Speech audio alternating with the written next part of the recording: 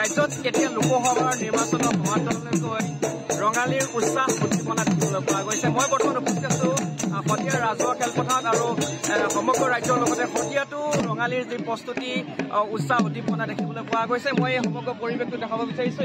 এই পৰিৱেশ হৈছে সতীয়াৰ কেন্দ্ৰীয় ৰঙালী বিহু সাংস্কৃতিক সন্মিলন সৌজন্যত বিহুতলীত মুকলি মঞ্চত যি তেওঁলোকে 15 দিনীয়া কৰ্মশালাৰ আৰম্ভ কৰিছে। আজি অন্তিম দিনৰ এনেদৰে দেখিবলৈ পোৱা গৈছে। কণৰ পৰা একেবাৰে কণৰ পৰা আবাল বৃদ্ধ বনিতালৈ দেখিবলৈ পোৱা গৈছে। একেলগে সমবেত হৈছেহি।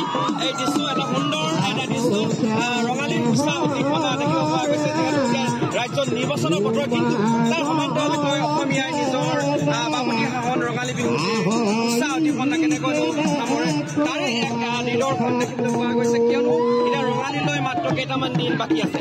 আৰু মই দেখুৱাব বিচাৰিছোঁ আজি এটা বিশেষ দৃশ্য।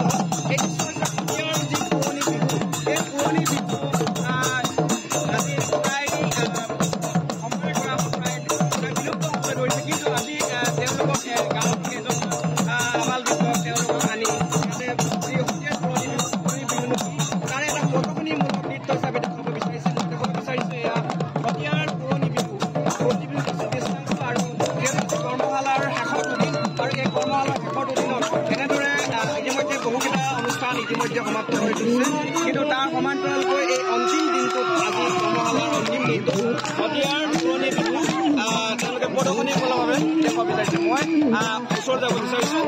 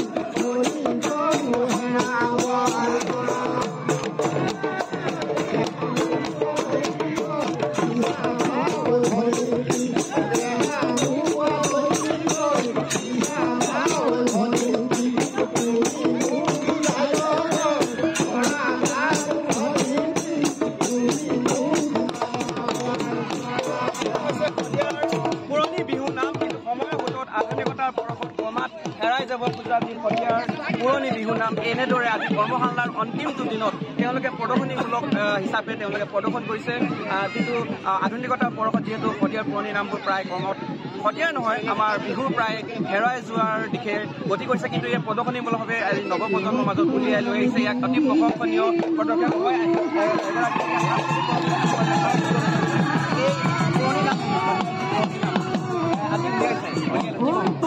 এইটো খুব সুন্দৰ হৈছে। এইবোৰ হেৰাই গৈছে ইতিমধ্যে। গতিকে এই পুৰণি নাম হৈছে আচলতে বিহুটোৱে আমাৰ কৃষিভিত্তিক উৎসৱ। গতিকে কৃষি কৰি থাকোঁতে তেওঁলোকৰ মনত যি আহে সেইবিলাক গাঁৱতে সাধাৰণতে অন্তৰৰ পৰা গায়।